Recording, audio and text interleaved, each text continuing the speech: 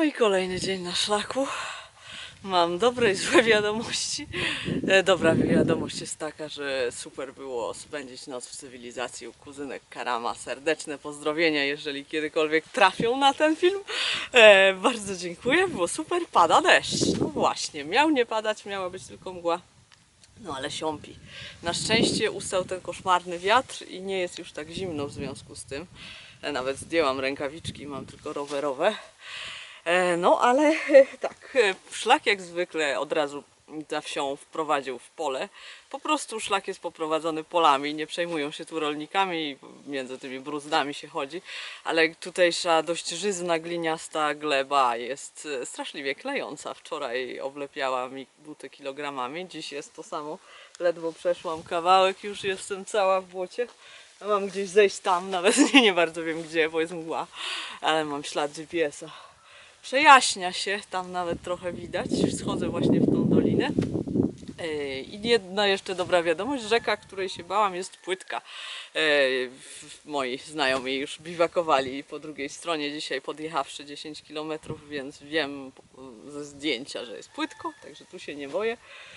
No ale tak, prognoza zapowiada 4 dni śnieżycy w najbliższym tygodniu i moje nadzieje na jakieś sensowne przejście tego szlaku coraz bardziej maleją. Chciałabym przynajmniej obejrzeć te najlepsze zabytki, a wiem, że w czasie deszczu i śniegu Petrę zamykają, bo przecież jest niebezpieczna i już było wiele wypadków śmiertelnych w Petrze, bo tam są też wąskie kaniony i powodzie. No.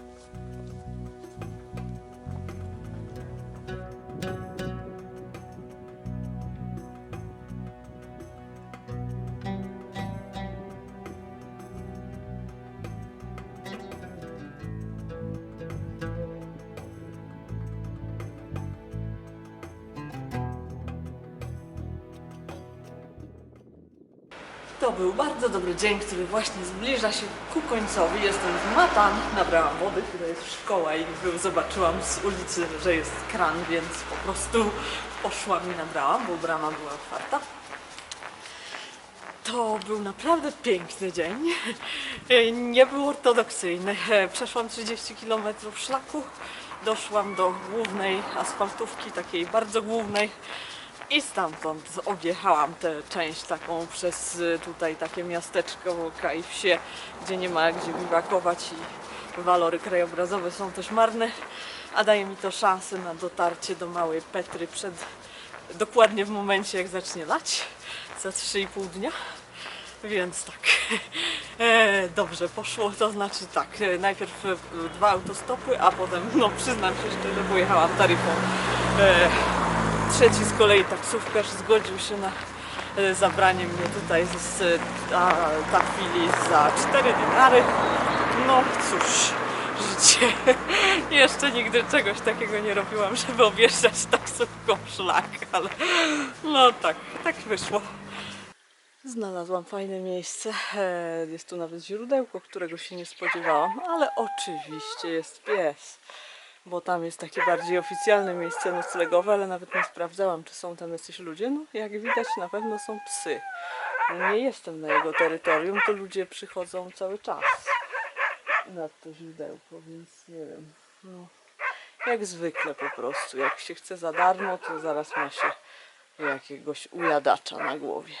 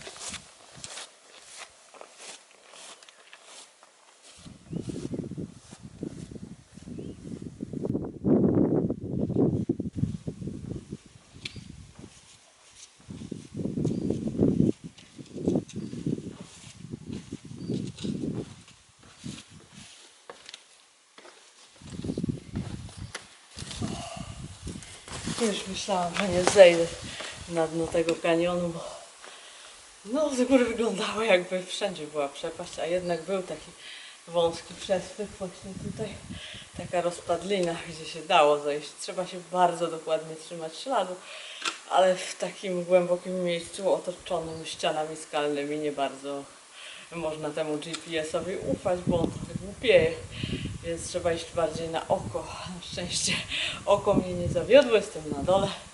Teraz oczywiście z powrotem w górę. Ja najpierw się będę rozbierać, bo rano było bardzo, no to jest rano, ale trochę później było bardzo wietrznie na górze i bardzo zimno.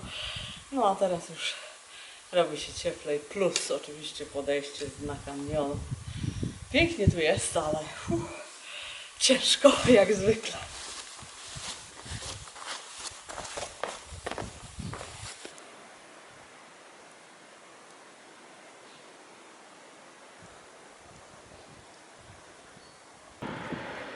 Znowu jest wietrznie, więc jestem okutana w swoje chusty. Jeszcze mam kaptur. No i dobrze, jestem w mieście, więc się trochę mniej gapią, ale i tak się oczywiście gapią. Młodzi chłopcy są trochę dokuczliwi. Wczoraj mi jeden pokazywał. No, niestety, jak widzą same dziewczyny, to myślą, że one są chętne na wszystko. No więc tutaj też tak trochę, ale w zasadzie kulturalnie, tylko po prostu chcę mieć spokój, dlatego na lunch dzisiaj zapomniałam monitoring, bo lubię mieć spokój. Mam słodki jogurt na lunch i mam fajną wiązkę bananów, no, takich oddańskich. Widziałam po drugiej stronie wzniesienia moich Australijczyków, Francuzów, więc lepiej. Miło być już za miastem, znowu natura. Popatrzcie w dół tej dolinki, jaki tam jest ładny sosnowy las. Można sobie wyobrazić, jak wyglądało tutaj przed wylesieniem, zanim wszystko się zamieniło w suche poletka. Niewiarygodny śmietnik, taki ładny las, a zrobili z niego wysypisko. No szkoda. Tacy fajni ludzie, ale skłonności do porządku to nie mają. A może to jest zalesione wysypisko, coś w rodzaju zalesionej hałdy w Bełchatowie. Możliwe, bo wszędzie jest gruz i w ogóle. W sumie fajne miejsce na biwak, bo może nikt tutaj nie przychodzi na piknik. Chociaż, kto wie, ja bym się tu rozbiła gdzieś w krzaczkach. No, chwila wytchnienia od tej okropnej wichury. Dobrze, że mam te wszystkie chustki i kaptury. Już 2 osoby pytały, czy jestem muzułmanką, bo chodzę okutana, tylko że moje chusty są trochę niestandardowe, bo strasznie pogniecione i w niezbyt ładnym kolorze i nieładnie ułożone, powiewające luzem. Stefanie i Lee są niedaleko za mną, widziałam ich podchodząc do miasteczka i właśnie pisali, że dziś będą nocować w hotelu w Danie. A ja chcę podejść trochę za Danę, w marzeniach 10 km, żeby wyprzedzić trochę ten nadciągający front. Przez chwilę popadało, no ale na szczęście tylko przez chwilę.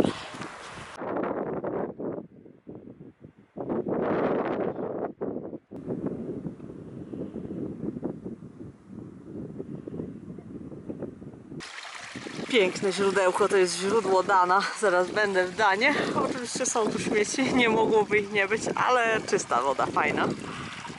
I tam jest wejście do rezerwatu. No, zaraz tam właśnie się wybieram. Woda płynie do miasteczka takimi kanałami, które są ułożone z betonowych fragmentów. No ale w starożytności kuto w skale takie właśnie kanały. Znano cement, więc też można było tam coś wykleić. Osioł ryczy. Świetny klimat tego miejsca.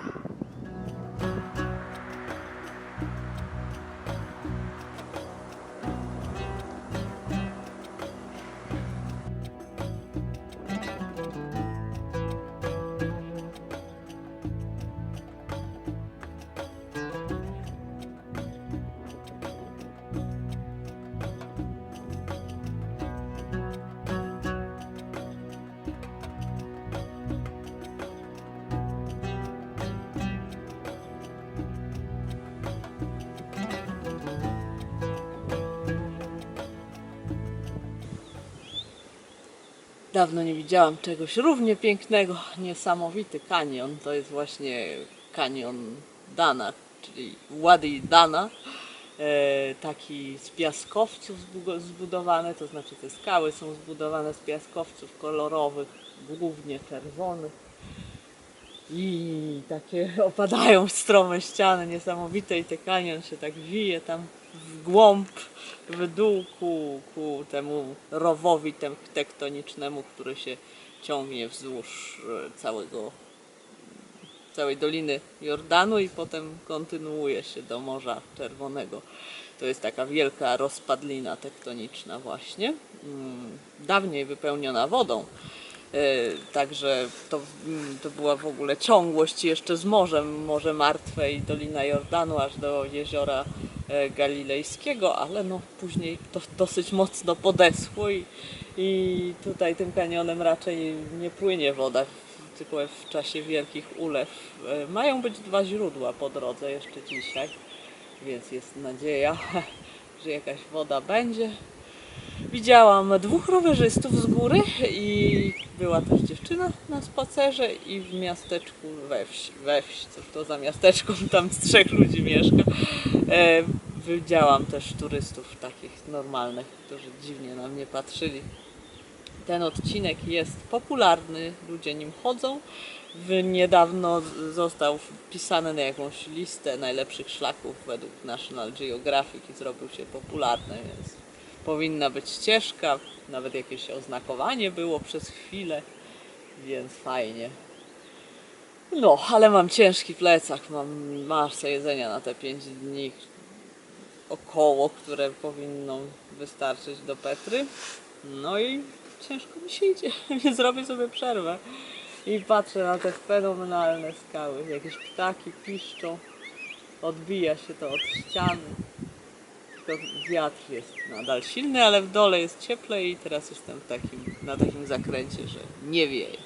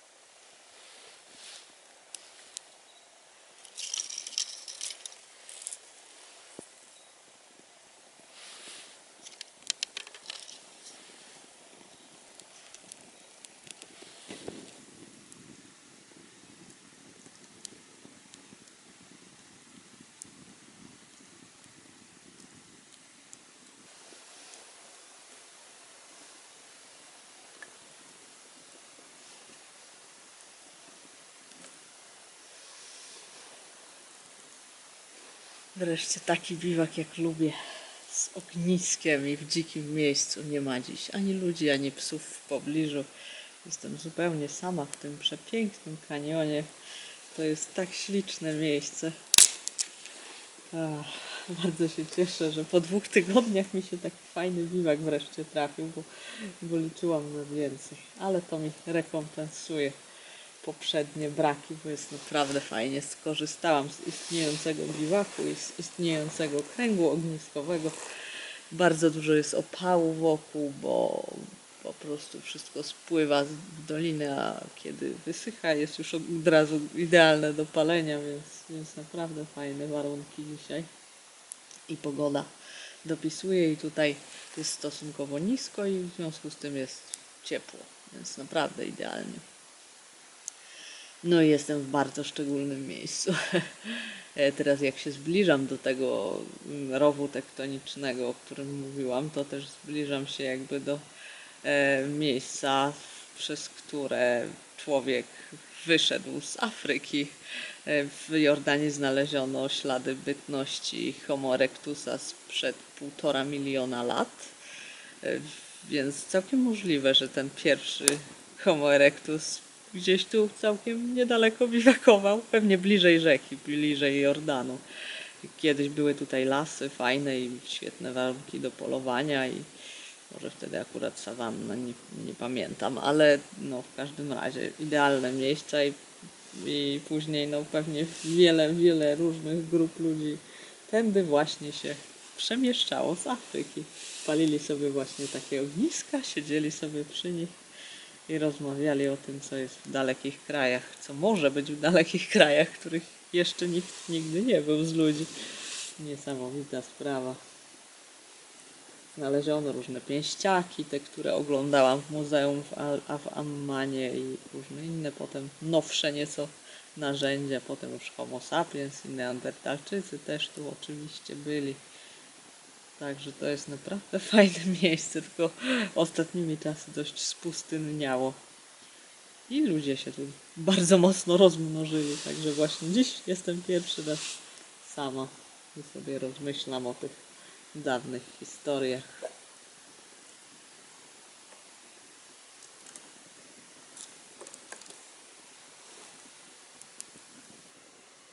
Wiatr trochę kręci, muszę trochę unikać dymu. Wcześniej wiał w tamtą stronę, teraz w moją stronę, no tak to już jest. A na kolację mam barszczyk. Zrobiłam sobie barszczyk knora, który udało mi się 2 tygodnie donieść. I mam jeszcze chleb kupiony dzisiaj i puszkę tuńczyka. Taki jest plan dzisiaj, bez wielkiego gotowania, po prostu napić się ciepłego barszczyku i puszeczka z chlebem.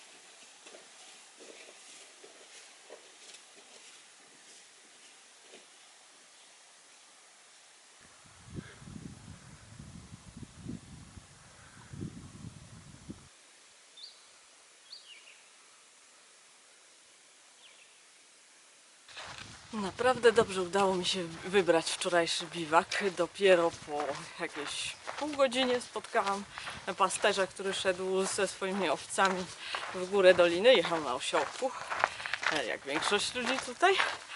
I dopiero po 50 minutach natknęłam się na namioty beduińskie z szczekającymi mocno psami, więc byłam od nich dość daleko, nie słyszeli mnie, że było bardzo spokojnie, fajnie. Trochę odetchnęłam od tego zgiełku zwykłego. I teraz dość pochmurno jest, ale nie wieje, jest przyjemnie bardzo. Jest więcej tych namiotów, tutaj zaraz jest następny. O, tam. I miałam też szczęście z wodą, bo w Wadi Dana płynęła woda w tej części, którą wybrałam na biwak, a potem pojawiła się plastikowa rurka, no i woda zniknęła, już jest ujęcie i już nie ma z czego zaczerpnąć. Od Asi słyszałam, że źródło Guseib jest suche, nie ma tam żadnej wody, więc dopiero w jakimś tam hotelu za parę kilometrów, ale bardzo słono płatne, bo każą sobie płacić za butelki 7 dinarów, czyli za litr wody 6 razy 7, 42 zł. No nie przewiduję takiej okoliczności, może się będzie udało zabrać wodę z łazienki. Zobaczę, na razie mam 4 litry, 2 jeszcze z wczoraj i 2 z tego strumyka właśnie. Ze źródła Dana nie polecam wam pić. Coś mi rano bulgotało w brzuchu. Nieprzyjemnie, ale po tabletce węgla aktywowanego przestało, więc chyba nie było to nic wielkiego. No ale w każdym razie, żebyście wiedzieli, akurat tamto źródło niespecjalnie jest dobre. Widzę bardzo dużo śladów wędrowców na ścieżce, tam na drodze. Ale na razie żadnego nie widziałam. Ci rowerzyści wczoraj to mi się chyba przewidzieli. Może to było osiołek z pasterzem, bo nie ma śladów kół, więc nie, raczej chyba jednak nie. Stefanie i Lee zostali w Danii, spali w hotelu. Taki mieli przynajmniej zamiar. Ale oni bardzo wcześnie wychodzą, więc myślę, że mam ich gdzieś niedaleko za plecami. Może się jeszcze dzisiaj spotkamy, a jak nie, to na Instagramie, jak złapię zasięg, bo tutaj w tej głębokiej dolinie zasięgu nie ma. To jest ten hotel, no ale jeszcze dopiero co ruszyłam swoją wodę, więc chyba nie będę tu próbować.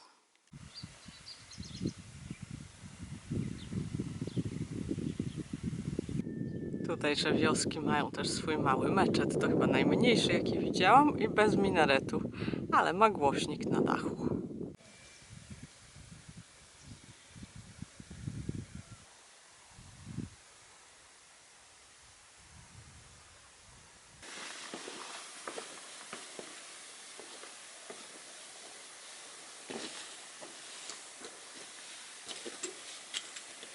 To są ruiny wioski Fejnan. Nie wiem jakiego są wieku, ale przypuszczam, że to była wioska arabska, tak samo jak Dana. Wygląda dość podobnie. To znaczy te domy tutaj były budowane z takich z lekka ociosanych, prostokątnych bloków skalnych położonych luzem. Jest tam jakaś taka zaprawa, ale taka dosyć luźna, nie żaden cement. W Danii były takie odremontowane domki, wyglądały podobnie, więc tak myślę, ale wszystkie tablice informacyjne, jakie tu były, są zniszczone i nic nie widać. Znalazłam kawałek ceramiki, taki fajny, może pokażę z bliska. Zresztą takich kawałków to i na przykład w Gadarze widziałam dużo. O, pasiasty.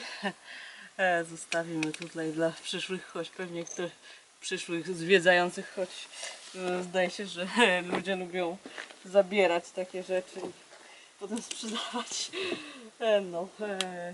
Można się tu przejść dalej, ale ten fragment jest najlepiej zachowany, bo tak to są tylko kupy kamieni. Ale dość rozległa była ta wioska, no i pewnie płynęło kiedyś więcej wody w strumieniu, nie tylko teraz takie rurki gdzieś wyżej ujęte, ale może częściej była woda. No i na pewno były studnie. Widziałam przed chwilą taki dołek, który na pewno był kiedyś studnią, więc gromadzono tą wodę, tak jak w Chorwacji były takie studzienki, tak i tutaj. Widok z tej wioski wspaniały. Tu wypływa jeszcze druga właśnie rzeka i jakby jest tu spływ dwóch rzek. Oczywiście aktualnie suchych. I widok na ten rów tektoniczny. Pierwszy raz szlak schodzi właściwie na dno samo tego zapadliska i jest tu jakieś 200 metrów nad poziomem morza, czyli nie tak nisko jak Morze Martwe. Już się teren wznosi. Opadnie dopiero w Zatoce Akaba. No i tak jak mówiłam wczoraj właśnie, dawniej, kiedy poziom morza był wyższy, całe to było zalane wodą.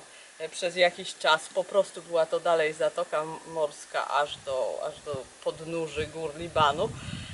Później właśnie już ten poziom morza opadł i wtedy straciła ta zatoka połączenie z morzem i była już tylko bardzo długim jeziorem. No i pewnie właśnie ci wszyscy Homo erectusi wzdłuż tego zbiornika wodnego się gdzieś lokowali i wędrowali.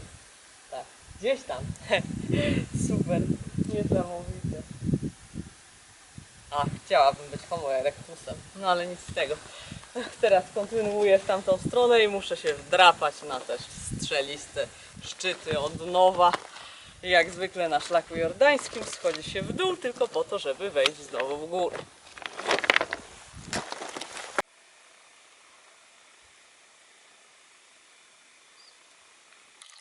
Mam szczęście, rurka doprowadzająca wodę jest nieszczelna i leci z niej tak dużo wody, że mogłam za pomocą kubka napełnić całą swoją miękką butelkę. To rozwiązuje mi problem wody na dzisiaj, tylko będzie ciężko. 6 litrów, 5,5. Fajny wielbłąd, tylko że ma związane nogi. Chciałby do mnie podejść, no ale nie da rady, bo musi siedzieć w obozie. Dromaderek.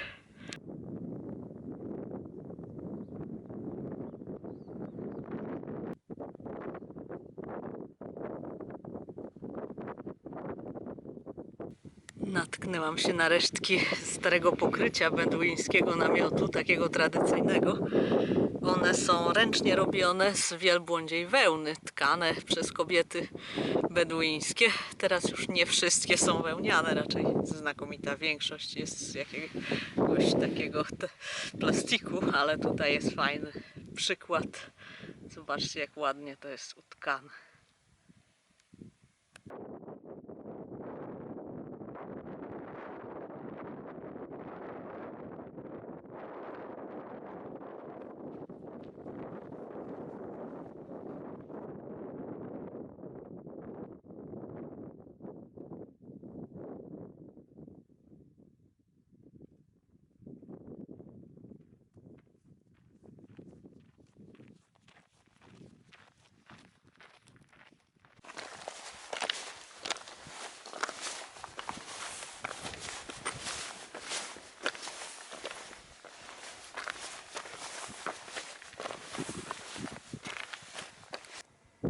Niewiarygodne, ale Stef i Lee właśnie mnie doganiają. Zrobili 10 km więcej niż ja. Masakra. Ja chyba niepotrzebnie niosę za dużo wody. No, a oni pewnie nie.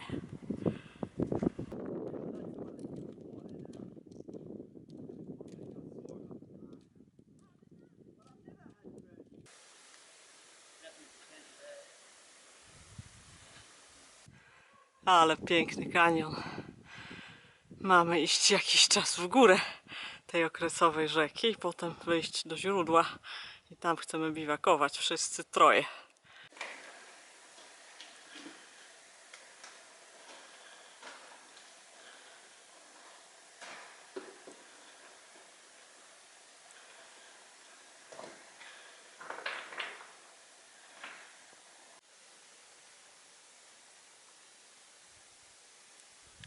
Ostatecznie ani ja, ani Stefani Lee nie doszliśmy do źródła.